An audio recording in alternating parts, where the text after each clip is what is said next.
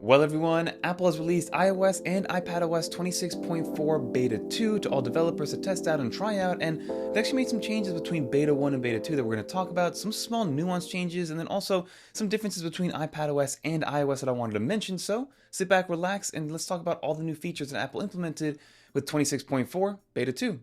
Let's get into it. But now before we continue, if you do enjoy videos like this one, definitely consider subscribing to the channel and help us get to 1 million subscribers by the end of the year. But now let's talk about the build number and the build size. Well, alright everyone, let's get right into this, and you can see some foreshadowing as to what's new with the Beta 2 update. But first, let's talk about the build size and the build number. So we go into our photos, took a little screenshot of this so you guys can see. We are on iPadOS 26.4 Beta 2, and it's about a 1.38 gig update. Now, it's nowhere near as big as the first one, but still give yourself about 3 gigs of open storage to get this installed and installed correctly. And then in terms of the build number, if you guys do remember, it was a little bit different in order to find it. So we go into General, go into the About, go into the iPadOS version, and now you actually have to tap on here again to get the build number to show up, but we're on 23E5218 lowercase e. Now, Apple did release this a week earlier than we all anticipated, because normally after the Beta 1, they'd go about 2 weeks before releasing the Beta 2, but this time they gave it to us about only 1 week after, and they might be doing this because they're going to give us maybe a Beta 3 alongside their Apple Experiences event that's happening early next week. But in terms of what's new with this update, the big one here is going to be that end-to-end encryption for RCS. Now, it's going to be hard to show on here because again, they don't have actual RCS messaging when it comes to the Messages application on iPadOS, but just know that down here there is going to be a section to allow you to do and turn on end-to-end encryption between iPhone and Android phones. People were saying that with Beta 1 it was working between iPhone and iPhone, but now Beta 2 it seems to be working between iPhone and Android for end-to-end encryption, and you'll see a little kind of moniker in your text messages the same way that you see when it says MMS text. The same way that it shows up when you have an SMS text, an iMessage, or an RCS text, it'll show up there for you to be able to see that. But again, there's going to be end-to-end encryption, which is going to be great for being able to text people outside of the Apple ecosystem and also feel safe and secure doing so.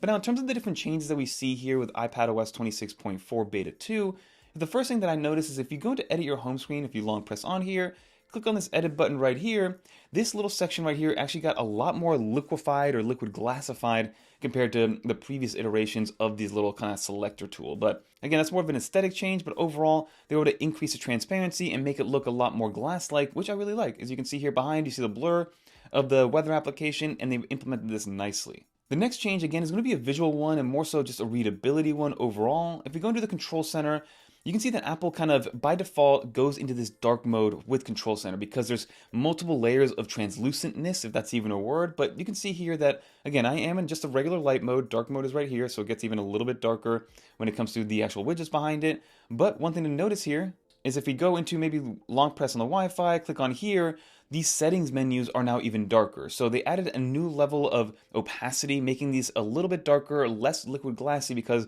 the last thing that you want is going to have liquid glass over liquid glass and then just text overall on these layers, and it just makes it a little bit harder to read for a lot of people. So they added a new layer or a new kind of color and opacity to the look on here. So if you compare it to last Beta 1 and even the previous update of 26.1, 2, and 3, these are going to be a lot more translucent, but now you can see that the menus, inside of the menus, for lack of a better term, are now much darker to be able to have a better control and consistency in the Control Center. Now, in terms of a new feature that we have in here, this is going to be in accessibility. So we go into our settings, let's get out of here, let's go down to where it says accessibility, go down to where it says display text and size. We now have a new option called reduce highlighting effects. You can turn this off and on, and what this is going to be kind of this like aura that's lit around different pieces of the UI. Now, this is going to help out overall with visibility, readability. It's going to help with battery life a little bit, and the one way that I've seen it show up is in the Control Center.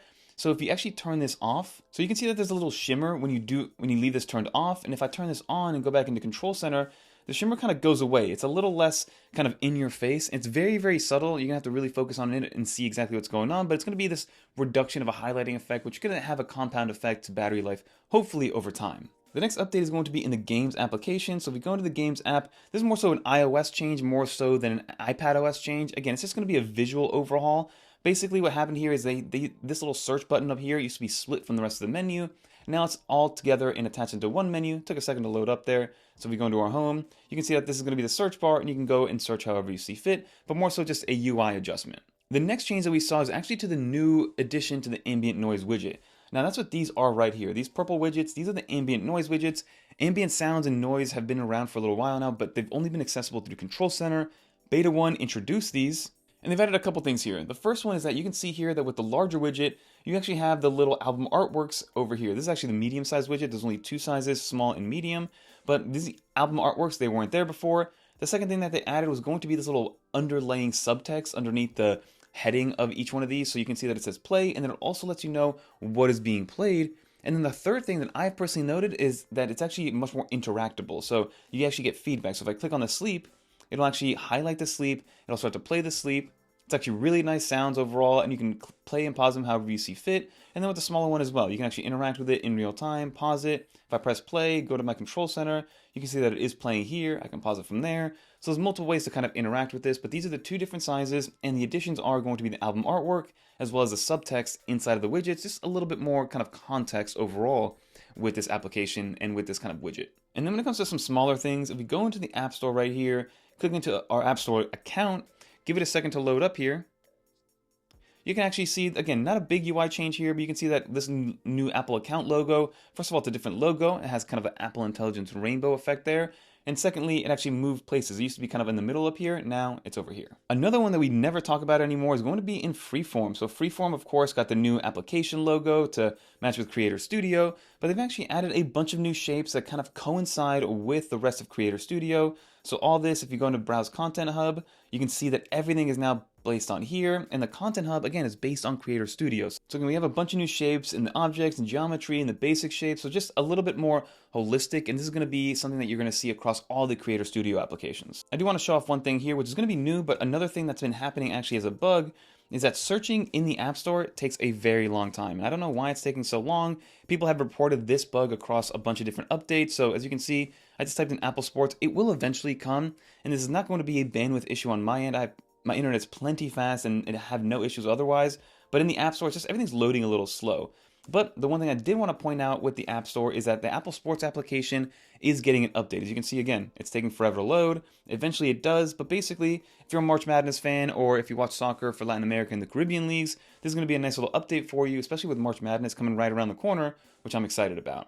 But those are all the changes that we noticed inside of iPadOS 26.4 Beta 2. Let me know in the comment down below if you guys noticed any other changes, but the last thing I want to do here is check out battery life. So if we go into our settings, go into battery, go into our view all battery usage, you can see that we're getting 2.5 hours of screen on time over here. Another one is going to be about 3 hours of screen on time with about 50% battery. So again, we use the iPad, or I use my iPad for more intensive tasks. So if I'm just using it for content consumption, I should get more battery life, but again, it's always on the Magic Keyboard. My brightness is always at 100. I never actually let it auto lock and things like that, so my battery life isn't the best, but I am still getting plenty where I can get 6 to 7 hours on a full charge with doing some task-intensive work. But that's everything new with iPadOS 26.4 Beta 2. Let's finish up the video. Well everyone, that will just about do for this video, and as you saw, there were some nice efficiency changes and some kind of visual overhauls that we saw between Beta 1 to Beta 2. iPadOS got that exclusive feature, which was being able to see the album artwork in the widget for the new Ambient Sounds widget that came with Beta 1. But again, the big changes came to Beta 1 with the overhaul to the Apple Music application, video now being allowed in the Apple Podcast application, and a bunch of other ones that happened. So I do highly recommend checking out our videos down below for Beta 1 if you did miss that. And let me know how Beta 2 is treating you. Is it stable? Did you guys update to it? What was performance like and battery life like in Beta 1 for you if you did install it? Always curious to understand all the data points down below, so let's talk about it in the comments. But if you made it to the end, leave a little dolphin. And if you guys want to watch more videos like this one, check out one of these videos right here. Until next time, I'm Fernando. Peace, everyone.